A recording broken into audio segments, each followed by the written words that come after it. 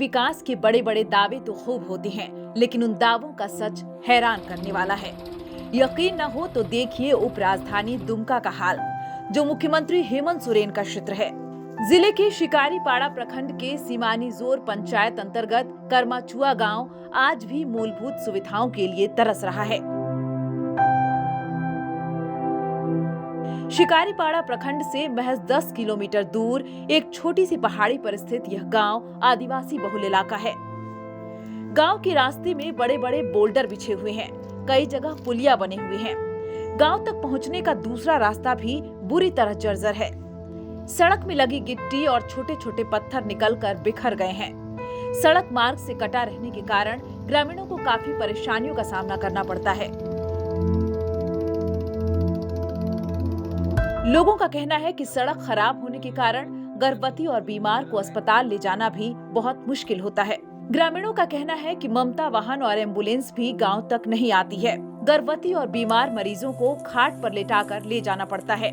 इस स्थिति में जान जाने का जोखिम भी बना रहता है। वहीं सड़क खराब होने के कारण रोजमर्रा की चीज बाजार से लाने में भी भारी आफत झेलनी पड़ती है।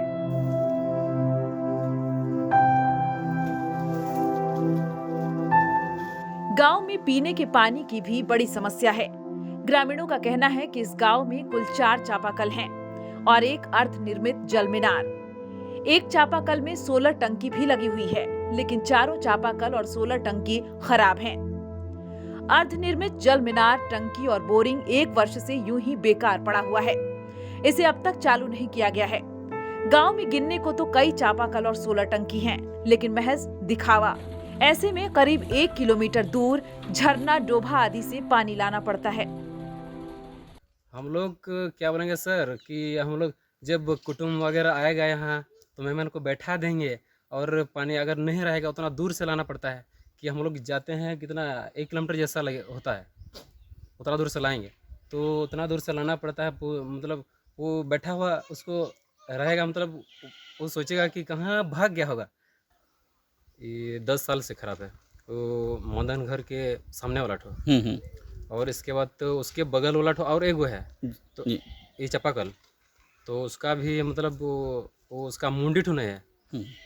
और उसके वो मदन देहरी के घर के बगल में है, और एक मतलब क्या बोलते हैं ये मीनार, जल मीनार है जी। वो भी 1 साल से बनाया हुआ है, मतलब वैसे पड़ा हुआ है, कोई उसमें मतलब चालू नहीं है। और एक है, और एक बीच से मतलब गांव के बीच में, तो यहाँ भी मदन ये बुदन मुर्मू के घर के सामने में है, वो भी उसका मुंडी नहीं है, 10 साल से वैसा पड़ा हुआ है। और एक गो है तो जोसेफ हंसदा के घर के सामने में है, वो चापाकल के मतलब ये सोलर टैंकी मतलब लगाया हुआ है, वो भी हो गया 3 साल जैसा हो गया। मतलब पानी की समस्या बहुत है इस घर में, इस गांव में। यही कहना चाहते हैं कि इसको मतलब मरम्मत किया जाए। बुनियादी सुविधाओं के अभाव में जिंदगी मुश्किल हो गई है, लेकिन शिकायत और मिन्नत के अलावे ग्रामीणों के पास दूसरा विकल्प नहीं। शासन प्रशासन से समस्याओं के समाधान की गुजारिश करते हैं। न्यूज विंग के लिए दुमका से विजय तिवारी की report.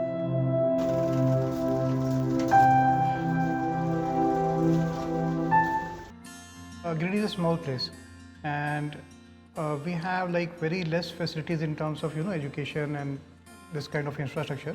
It came to our mind that basically there should be good opportunities for the students of Giridih, those who are leaving the town and going outside for studies, their higher studies and their education. I wanted my son to start with the coding classes, so I researched it online. I got through all the reviews and everything. Then I got in touch with the White Hat representatives, and I was very happy with the progress and all how he was doing.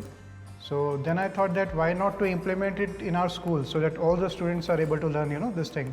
I started coding because we can make our thoughts real. We can interact with the computer. White Hat Junior is helping me to create a web browser. And I think on this part, White Hat is actually leading, on this coding platform. It is definitely a very good platform, and one should implement in every school.